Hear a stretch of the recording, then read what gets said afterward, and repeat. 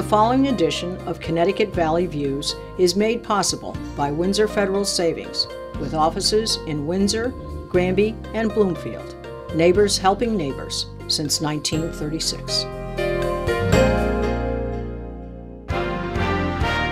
Join me, Susan Regan, host of Connecticut Valley Views, the most widely watched interview program on Connecticut Public Access TV. Proof to the people is the byline, insight without bias, generating a 360 perspective. Our mission is to focus on topical subjects with thought-provoking interviews regarding municipal leadership, current affairs, educational and political topics, as well as key destination points in New England.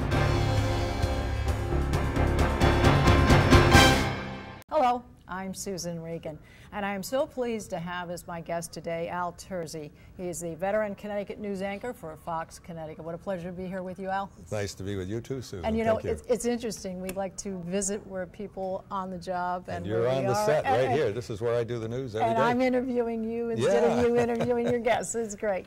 What a great opportunity. It sure is. Well, let's talk a little bit about your career highlights, how you got into the business, what led up to it? I started out actually as a disc jockey on the radio. That's how I got into broadcasting. My cousin was a DJ, and I kind of followed his career with great interest. And when I was in my senior year of high school, I decided I'd like to try it too. So he used to practice reading from newspaper and improvising commercials from seeing the print ads in the newspaper.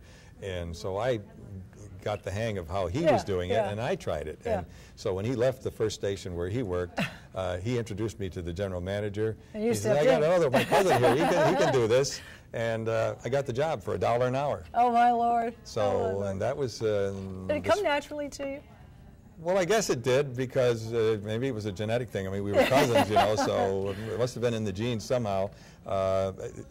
Things are never easy. You obviously have to work on your craft all the time and develop and expand and grow. Otherwise, you wither away and you don't have... well, opportunities, you have to rise to the occasion, right? Yeah, that's right. And so from there, I went off to college, and while I was in college, I worked part-time in a radio station, went to, we called them record hops in those days, because in those days we had records. We didn't have MP3 players and all of that, and, or even 8-tracks and all. But I was so distracted by the broadcasting business, I kind of forgot about college, and after one semester I left, and I went to work full-time as a DJ in Syracuse, New York. I'm originally from Utica. I'm not from Connecticut. So you haven't spent your entire life in Connecticut? No, I came here coincidentally not too long after I took that DJ job. Vietnam was starting to percolate. This was in spring of '61, and they got the draft, and I was 1A, which was the top category to be drafted. And I thought, well, you know, I need to get my military obligation out of the way. We had those back then. And so I decided to go down to one of the recruiters, and there's a row of them in downtown Syracuse, and I happened to pick the Air Force. And the Air Force recruiter said, you know, when you get down there, you can get back into college if you qualify for this language training. If you have language ability, they'll do a screening test, and you'll be able to go to schools like Indiana or Syracuse or Yale even. And as it turned out, I ended up at Yale. I qualified for it, and I went to Yale in the summer of 1961. That's when I first arrived in Connecticut. Lived in New Haven on Grove Street initially, Grove and Temple, and had a great time there. I was learning Korean. Then I went to Did the languages come naturally? Was that something that, or I mean, did you really have to work at it? Well, you have to work at anything you do worthwhile, but I think I did have some ability. At least the screening test must have shown it, because they selected me for it. And I subsequently went to Korea. What they were training me for was intelligence work, communications intelligence. We were like the NSA. They we were yes. In fact, we were the Air Force subsidiary, if you will, of the NSA, and we would monitor the Air Force, because my branch was Air Force, the counterpart Air Force of the target country, and we were monitoring the North Korean pilots, to learn how they flew, what their skills were, what kinds of aircraft they had, what their armaments might be, where they were based, the frequencies they used for different types of activities, and all that. And you develop a packet of intelligence which gets fed back to NSA and the generals and the government planners are able to formulate their strategy from formulate strategy. So I did that, and then I wanted to come back to Yale because I had met a woman from Hamden. It's always the way, isn't it? I wanted to come, and I knew that the only way I was going to get back to New Haven was to study another language because they had no advanced Korean. So I decided to come back and study Chinese. Well, I signed up for that, extended my enlistment. Yes. And then a very short time after that, I got a letter from her that she had become involved with somebody else. So, well, okay, so I was a little disgruntled, obviously, and disappointed, but I shook it off, and I came back to New Haven. And then, as luck would have it, I met the woman who's now my wife, and this month, August, she and I will be married 49 years. Congratulations. So next year is the big 50th. We're still trying to formulate plans. We're still trying to formulate plans. We think a European trip, but that's fantastic. Mediterranean perhaps. She has cousins in Spain and in France, so we may visit them too. So we're looking forward to that. But you know, this is how things happened. Yes. And, well, life does take you down some interesting tracks, and there are reasons for why things happen. Yeah, and I was in the Air Force for 7 years, and I got out in 1968 and still wanted broadcasting, so I came back to Connecticut because that's where Carolyn was from, and I decided that I was going to knock on every door. That's what I did, and Channel 3 hired me. Yeah, well, now you have a journalism background, right? So that was very intricate in the entire career that you formulated, that you have worked yourself through. So in journalism, what would you say are some of the key points that are important, whether you're developing a story here for the real story, or whether any piece you might have written or anything you might have done on the radio? What do you think is key in presenting a story? Well, as a journalist, you have to be a generalist. Excuse me. You have to be a generalist, and above all, you have to be curious. You have to know a little bit about a lot of things, and if you have to be one of those kinds of people who will be willing to acknowledge when you don't know something, and then know where to find it, and with whom you need to talk or where you need to look, that kind of thing. So that's important, and the knowledge that you have to have. I mean, you think about all the stories that we deal with. We're dealing with crime, we're dealing with the courts, we're dealing with economics, certainly today. International relations, you need to know geography, you need to know the names of places and significant people in government.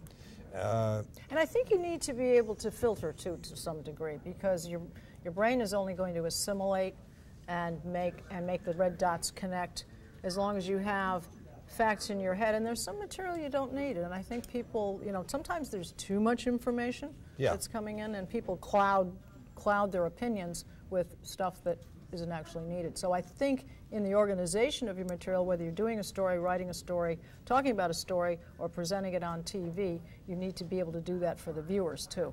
Take the facts, present them correctly, put them in the right order, make sure you're giving them the best of it. Yes, because we realize that when people are watching the news, they're, in many cases, if not most cases, doing something else while they're watching the news. Exactly. They may be just listening to the news for a while, and when they hear something, they'll run to the screen and try to see what that's all about. Exactly. And so, because they're distracted, they may even be reading a book or reading the morning paper that they didn't get to see earlier in the day, and trying to catch up on, excuse me, primarily local events.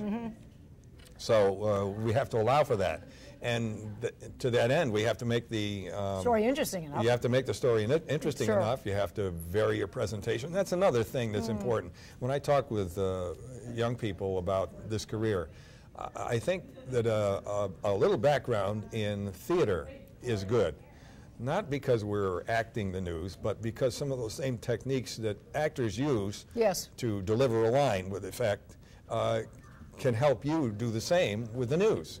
And if it does that, then you've helped, you've done a better job of increasing the viewer's understanding of what's going on. Those are the nuances of the news, to give it the right flavor. Right. Theater experience resonate with them. Yeah. And I think, too, that before you get into TV, you should have some radio experience. Because with radio, you're learning to use your voice, and the voice is all people have. They can't see you. They can focus when it's only your voice. You're not distracted by all the other things that are going on. And so if they're listening in the car or listening at home, you have to be able to use your voice to tell a story and command attention and hold attention. Sure, certainly. Now, you talked about the early years in getting into television. There's a little story about your name, or how Al and how that came yes. about. You know. Well, for those of you who don't know, my real name is not Al or Albert or Aloysius or any of these other things that people wonder about. Yeah. My real name is Armand, which is a contraction of Armando. My heritage is Latin, Italian on my father's side, but it's also Hispanic and so on. But so Armand is what I went by in high school, and I thought, Armand Terzi on the air, no, that's not going to work. Well, and when I was in college, somebody remarked that, well, your name, A-R-M-O-N-D, looks like Almond. How about just Al? Yeah. So I started using that name, and that kind of stuck with me. But interestingly enough, when I came to work at Channel 3, my surname, I thought was going to become an issue, because I discovered that a lot of the people who worked there changed their surnames from more ethnic-sounding names. There was a fellow there named, on the air, he was Lou Palmer, but his real surname was Puma, P-U-M-A. There was another fellow, Joe Durand. His real name was Joseph Girandolo. So there were people who changed their surnames, and the management decided at that time that they thought that they didn't want to have any ethnic names. It would be easier for people to understand if you didn't have an ethnic name. Well, now ethnic names are everywhere. Well, I was going to say, these days that's the genre. But I was, I think I was the first one who was not required to change a surname. I don't know what possessed them to let me keep my name, but I'm glad they did. Short and easy to say. Well, it is. Although it's interesting, when people write me, they often spell Terzi like Jersey instead of the way it is. Y? Or T-E-R-S-E-Y. Gotcha. That kind of thing. It's 5 letters. It's T-E-R-Z-I. It's to me it's simple, but you know, when people just hear it, they're not quite sure, and I understand that. So. Well, let's go back now to the real job at hand, and that's telling the news. And when you tell the news, who determines the key topics for the evening? I mean, I presume obviously you've got directors, you've got people who are formatting, but tell us a little bit about how that is formatted. Are you able to put your slant on it? What are you able to do with it once it's handed over to you? Well, I'm not.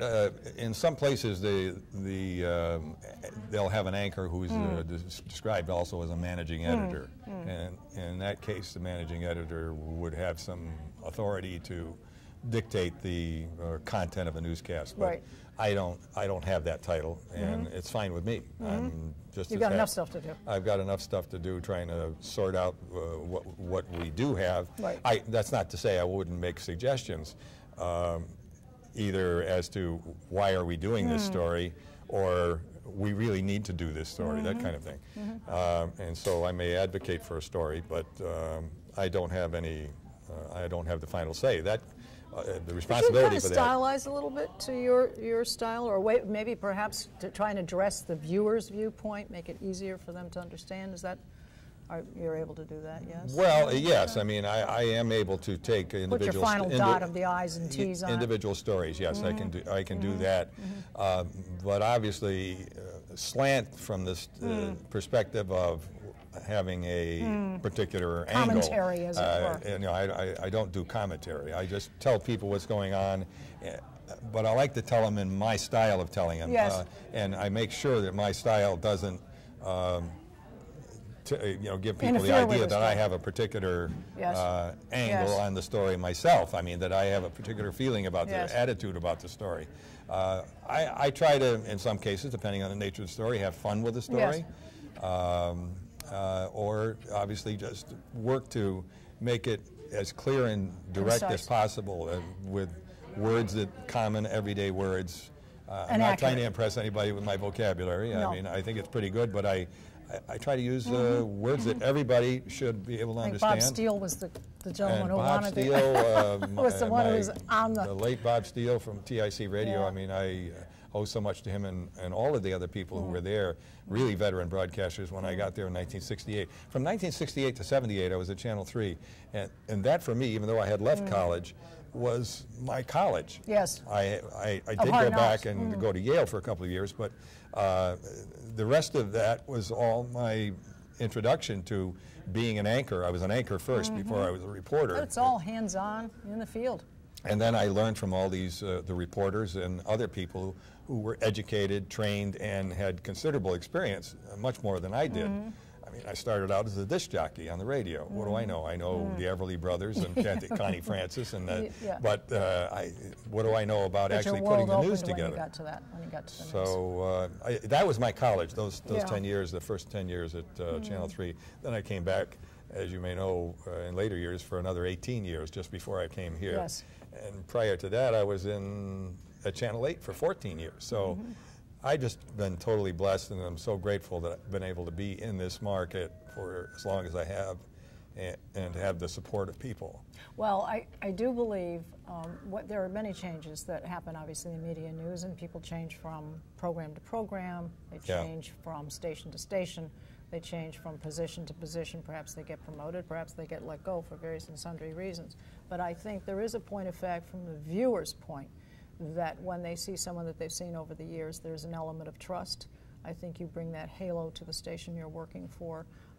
Obviously, you wouldn't be in the position you're in if, in fact, you hadn't earned that ability and brought that to the venue. And I think because you've been here for so long, rather than it being something of how come you've been there for so long, it's more a case of you've been there because you know what you're doing. There was a time when people would ask me, do you think there's something wrong? You haven't moved on to the network, or you haven't moved on to New York or Boston or one of the bigger markets. I really never had an interest in doing that. I wanted to develop the craft and develop myself as a professional, hone my skills and being the best I could be at this. And I liked the idea of having roots in a community. So Connecticut is much more my home than where I grew up the first 18 years of my life.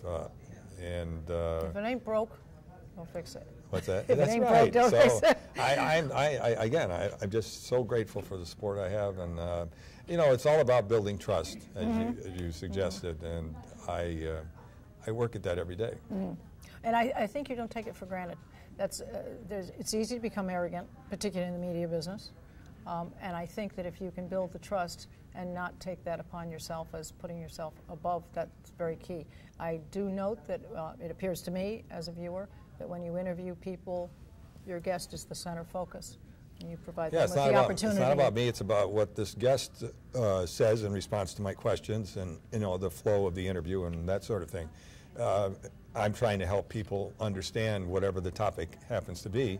I want them to go away with some nuggets of information that they can use, and maybe their opinion about the particular topic has changed, the issue, whatever it happens to be. Maybe not. Maybe their opinion has been more solidified because of that interview. So whatever it is, I mean, I'm just trying to increase understanding. I think that's my role. I'm not a teacher. I'm just trying to draw out information that people will latch onto and thereby learn. Be able to do something with. All right, well, I recently spoke to Richard Hanley, he's professor of journalism at Quinnipiac College, and he did say, as you have said, that getting behind the story, getting the facts of the story, that was a lesson that he learned early on. But getting behind the real story, which is the name of the program, obviously we're sitting on the set right here, I know that Lori Perez was the initial host on the series. And then they brought you in, and how did that determination come about? Well, I expressed when we were talking about my coming here to Fox that the idea that I really missed being able to do that. I had done it for a while at Channel 3 and prior to that at Channel 8, and even in West Palm Beach where I worked for a couple of years. And I enjoyed getting into the political realm, the issues realm, and trying to, again, help people understand the world around them. So it seemed a natural fit. And so I said, is there an opportunity? And they said, yes, we could work out a co-host relationship on our Real Story program and go from there. And you and Lori, they seem to have a good simpatico, works very well. We generally, genuinely respect each other and like each other on a personal level, and so that makes it so much easier. And it's not anybody one competing against the other for attention and that. No, it's got to be a team. The gets and all the really hard questions viewers and all read through that anyway. I think they do, and that's not my style in any case. It's not Lori's style. No, but it comes across very well. Thank you. Who chooses the guests that you have on? How is that determined? We do, and we always try to see what's topical, of course. This week, for example, we had Joe Courtney, the congressman from the 2nd District, on, and he was talking about the president's efforts to expand the help that's available to make college more affordable, and particularly with respect to student loans.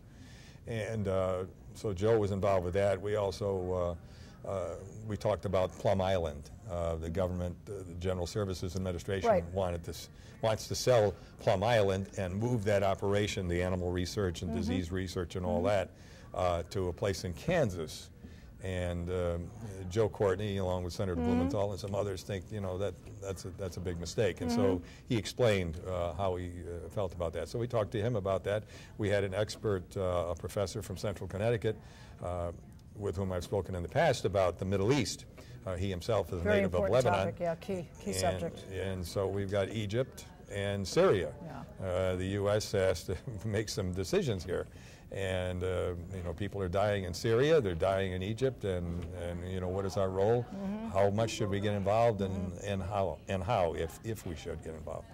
And so we talked about that, and we had Mayor Finizio from New London come on, and we were talking about the controversy over how many canine units could be in the police department and that whole business, and also his efforts to try to, in an economic development mode, create more events that would attract gays and lesbians to New London. There are already, he explained that there are already 2 gay bars in New London, and he'd like to expand on that because, why not make it Provincetown on the Thames, that kind of thing, An east and west kind of thing. But, that's interesting. You're able to cover a lot of subjects. So diverse subjects, So that's how we do it. We just look at what's in the news. And well, you have both realms, because you have the local news in one case on your one end of the job, and the other one you're able to draw in guests that bring it to a national and global level. So you're very fortunate. You get to. We are.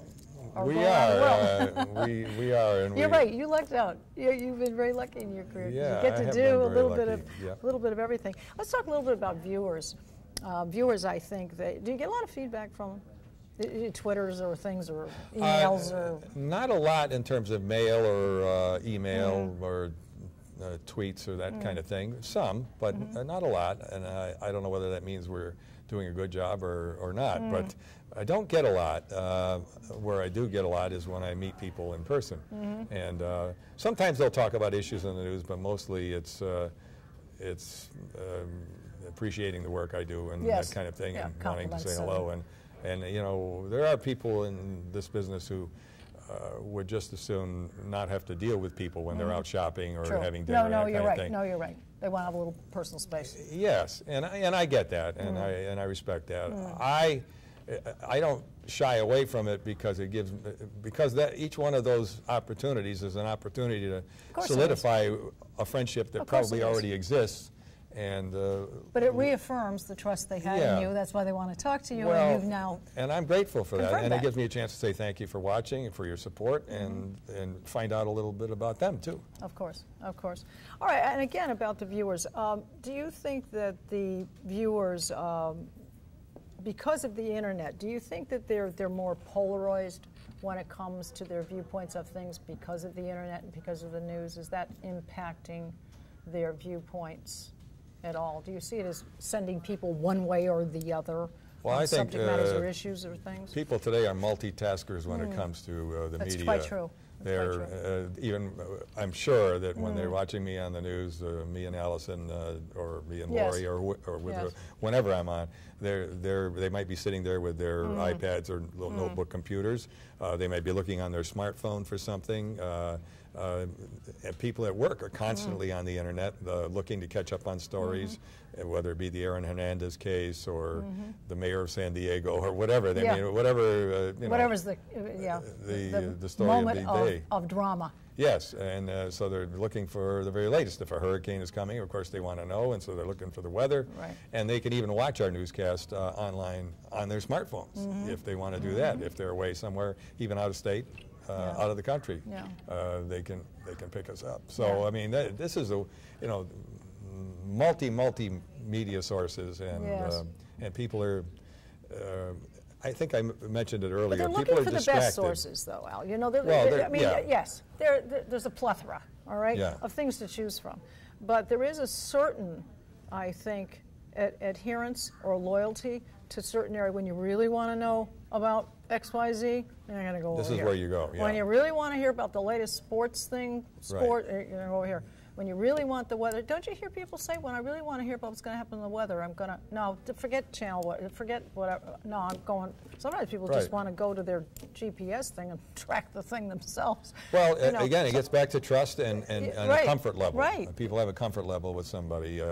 It's not somebody who's trying to be funny all the time, and therefore that becomes the show rather than the weather or the sports or whatever. You know, there is a fine line with the entertainment, because you said they're going to be unfocused, so you need to be entertaining. You need to be, well, let's use the word charming. You need to be, attractive to listen to, view what you say. But of course, what you you have say to be human. You have to. Yes. You have to reflect your humanness. To identify, have the viewer identify with you. Well, I connect A to B, B to C. If A equals B and B equals C, then A equals C. My theory is that you are attractive if you're intelligent, and if you're intelligent, it means you know the facts. And we're getting back to what you said: getting the facts, getting the story straight, getting the right thing, and that in itself is what really ties the whole picture together. When the media, I think that's how people's careers are changed too. With all the things that are going on, all the dramas in politics and so forth, all of the personal stories, the National Enquirer things. I think that it's important that you get the facts, because that can really ruin, make or break people's careers. Well, sure. Well, now you've worked with a lot of young people. In fact, your son Tony is in the business now. Yeah, I'm so excited about that. We've never. He's been in television quite a while too, a number of years. He was away for a number of years, but then this last January, he had an opportunity to come here and do some freelance to fill in for a vacancy, and the managers thought he did such a good job, they offered him a full-time position, and so here I am working with my son. I mean, how great is that? Yep. Well, once again, another lucky strike for you. Well, words of wisdom for those who are going in. Obviously, the media business is very attractive these days. It can pay very good salaries. It's interesting work. You get to travel, a lot of opportunities, career enhancement, and so forth. What your words of wisdom? I did hear, get the right story. You have to have a curiosity. Is that correct? Yeah, curiosity is the king. You have to. If you're not curious, you're not going to dig for the facts. You're not going to look for that little extra nugget of information that's going to add some color or texture to a story. That so you got to do your homework. Put in the time. You do. Nose to the grindstone. And don't expect a lot of money. In fact, the salaries generally in the business, maybe in other industries too, except perhaps maybe IT and that kind of thing, software development, have been depressed in recent years. So don't expect a lot of money, but it's not about money. It's about the love of what you do. That's very true. In anything, you know, it's so. Do it because you want to expand your horizons, you want to learn about the world, you want to experience the world, people from different cultures, different perspectives. Do it because you're curious. Yes, yes. I keep going back to that word. And then the other things will come. Naturally. It's like if somebody gets into sales, you know, if they get into sales because they're thinking about all the money they're going to make, no, you got to think about the service you're going to provide first. And if you provide good service, the other stuff will come. Yes. So. Well, it's been a fast half hour with you. A pleasure. Is it a half hour already? My goodness. But we've had a little bit of insight on Al Terzi. It's been a pleasure talking with you. We hope we've given a little bit of the real story on yourself. I hope so. And I very much enjoyed personally myself. Same here, Susan. Thanks Thanks for inviting me. Right. Thanks for being curious. Yes, exactly, exactly. And you can see us on Facebook and on our website, all of our programs at www.ctvalleyviews.com. This is Susan Regan. Thank you for joining me in bringing proof to the people.